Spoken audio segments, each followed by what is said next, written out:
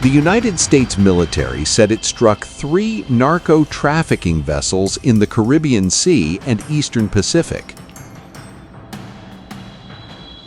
Video released by the United States Southern Command showed several boats being struck in international waters, with plumes of smoke rising over the targets. In an ex-post, the Southern Command said, and I quote, "Intelligence confirmed the vessels were transiting along known narco-trafficking routes and were engaged in narco-trafficking operations. 11 male narco-terrorists were killed during these actions, 4 on the first vessel in the Eastern Pacific, 4 on the second vessel in the Eastern Pacific, and 3 on the third vessel in the Caribbean. No U.S. military forces were harmed." The U.S. military has been carrying out strikes on what it calls narco-trafficking vessels in the Caribbean since Donald Trump took over the Oval Office for the second time last year.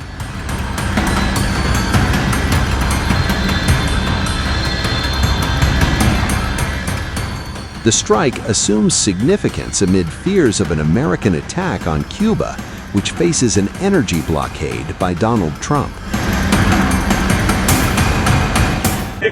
Cuba is right now a failed nation, and they don't even have jet fuel to get for airplanes to take off. They're clogging up their runway.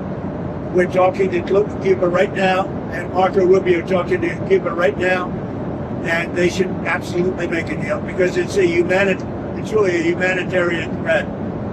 And we have a lot of great Cuban Americans, and they're going to be very happy when they're going to be able to go back and say hello to their relatives and do things that they should have been allowed to do for a long time. I'm very interested in the people that are here that were treated so badly by Castro and the Cuban authorities. They have been treated horribly. So we'll see how it all turns out. But Cuba and us, we are talking. In the meantime, there's an embargo. There's no oil, there's no money, there's no anything. If a deal hasn't made, would you consider an operation like the one in Venezuela? I don't want to answer that. Why would I answer that? If I was, it wouldn't be a very tough operation, as you can figure. But I don't think that'll be necessary. Cuba is facing acute energy crisis due to fuel shortages caused by a U.S. oil blockade. In late January, Trump threatened any nation that sold oil to Cuba with tariffs, as Washington steps up efforts to pressure the island's communist government to make economic and political reforms. Venezuela, one of Cuba's main oil suppliers, stopped selling crude to the island nation in January after the U.S. military captured then-President Nicolás Maduro in a pre-dawn raid and flew him to New York to face drug trafficking charges.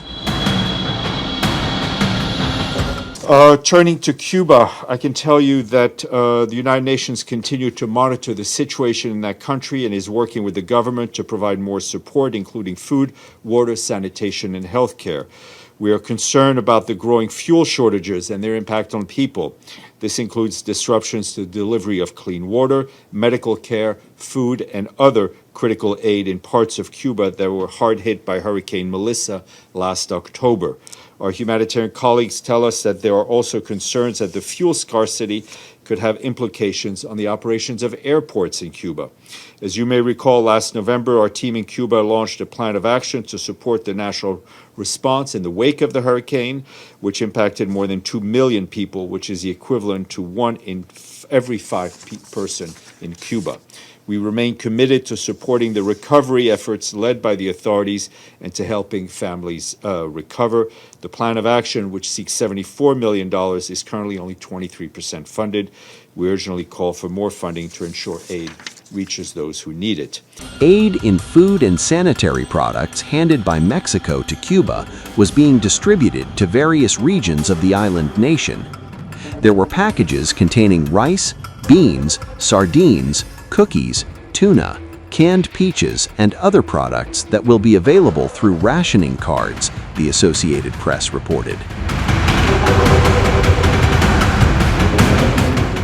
This aid consists in food and hygiene products, we receive the food, which mainly goes to people in a vulnerable situation.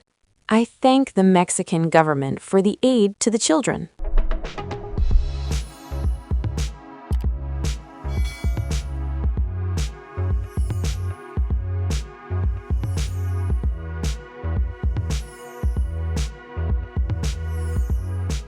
Times of India videos, your daily dose of India and the world.